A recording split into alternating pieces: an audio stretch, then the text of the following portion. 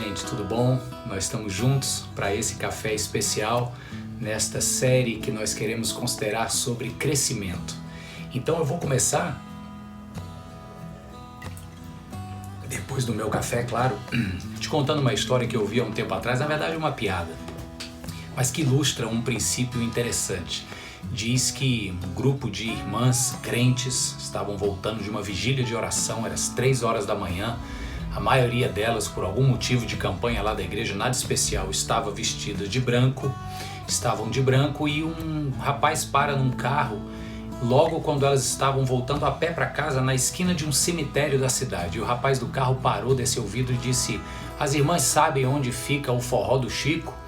E ela olhou para o rapaz meio assustada e respondeu assim: "Olha, eu não frequento esses lugares, mas quando eu era do mundo, ficava logo ali depois da outra rua."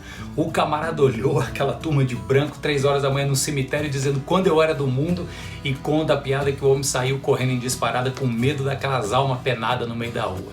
Nós temos um princípio interessante aí nessa história, porque de fato parece que o povo de Deus, cristãos acima de tudo, entraram nessa dicotomia, nessa separação entre ser de Deus e ser do mundo, como se uma coisa anulasse a outra. A palavra de Deus fala sobre o amor, a rendição às coisas do mundo. Aí sim tem algo errado. A distinção entre do mundo e de Deus, ela é puramente didática. Mas se vamos falar sobre crescimento, um primeiro ponto em que precisamos crescer mesmo é nós reconsiderarmos esta visão tão dualista que nós temos entre ser de Deus e ser do mundo. Não vou ler tudo, mas eu vou lembrar a você de uma ocasião de Jesus Cristo em que ele interagiu com pessoas na Palestina do século I, e ele ilustrou muito bem como se deve viver nesta conexão entre ser de Deus e ser do mundo ao mesmo tempo. É o capítulo 8 do Evangelho de João, quando é apresentada a Jesus uma mulher flagrada em adultério. Os líderes religiosos são claros, eles expõem a lei de Moisés para Jesus, como se Jesus não soubesse já dela, e dizem que uma mulher flagrada em adultério precisa ser apedrejada em praça pública. E o que dizes tu, mestre? Então, eles estavam querendo pegar Jesus em alguma ocasião em que Jesus desrespeitasse a lei de Moisés, dizendo: "Não, isso é besteira, não precisa mais, agora é só no perdão, só na graça." Jesus não cai nisso. E o que Jesus faz, voltando aqui os olhos para o verso 7, Jesus está ao chão, escrevendo alguma coisa na areia. O que ele escreve não é dito pela Bíblia, portanto não deve ser importante. No verso 7 diz que eles estavam usando esta pergunta, olha só, como uma armadilha, a fim de terem uma base para acusá-lo. Aí eu vou continuar a leitura. Porém Jesus se inclinou e começou a escrever no chão com o dedo, e visto que continuavam a interrogá-lo, ele se levantou e disse: "Se algum de vocês estiver sem pecado, que seja o primeiro a atirar a pedra nela." Inclinou-se novamente e continuou escrevendo no chão. Os que o ouviram foram saindo, um de cada vez, começando pelos mais velhos, e Jesus ficou só com a mulher em pé diante dele. Em primeiro lugar, eu acredito de todo o coração que não é nem um pouco importante o conteúdo do que Jesus escreveu no chão.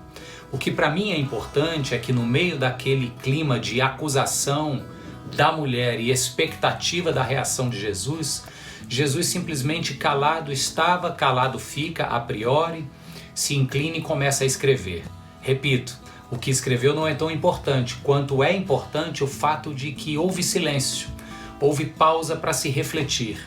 Depois ele rompe o silêncio e diz: "Quem não tem pecados, joga a primeira pedra nela." Volta a escrever, não importando o conteúdo, porém oportunizando novo silêncio de reflexão. E na reflexão, os homens do mais velho ao mais novo começaram a sair.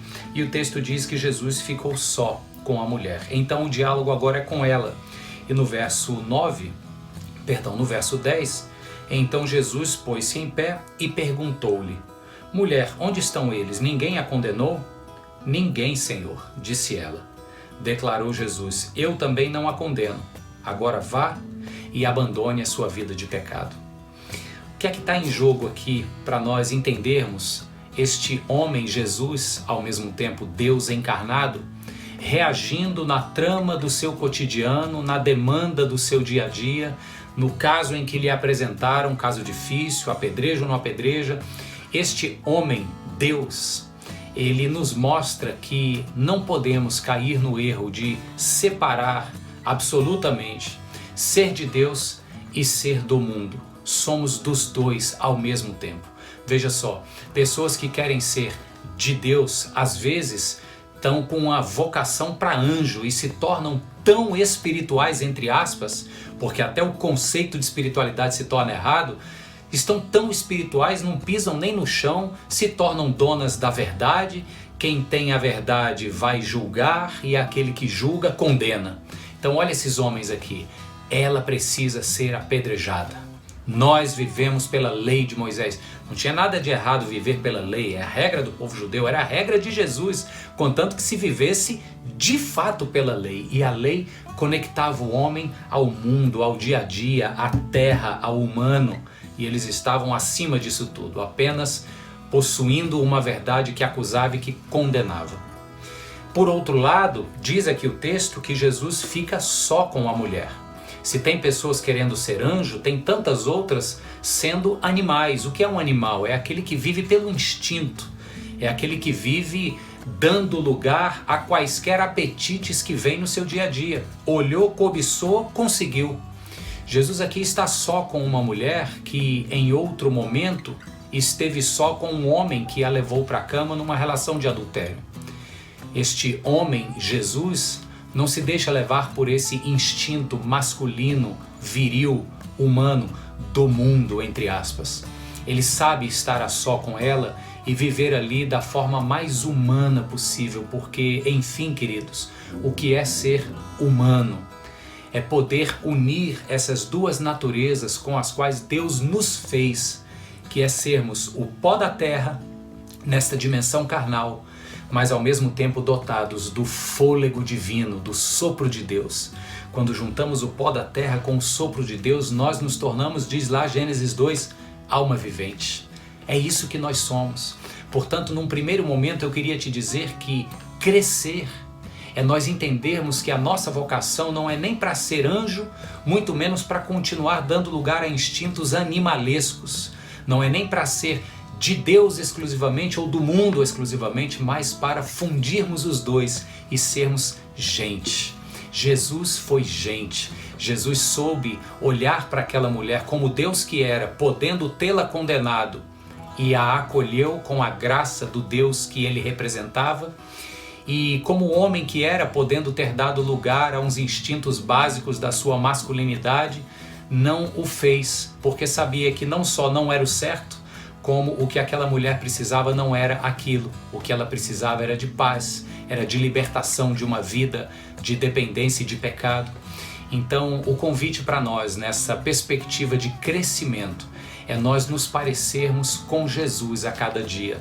O autor da carta aos Hebreus, no capítulo 12, diz que na jornada que nós temos adiante de nós, na carreira que nos é proposta, ele fala, nós temos um alvo, um lugar onde os nossos olhos estão fixos, e este alvo é Jesus Cristo. O alvo da vida cristã, já dizemos isso várias vezes, não é o céu é ganho secundário. O alvo da vida cristã é Cristo, é a estatura da maturidade do varão perfeito, Jesus Cristo.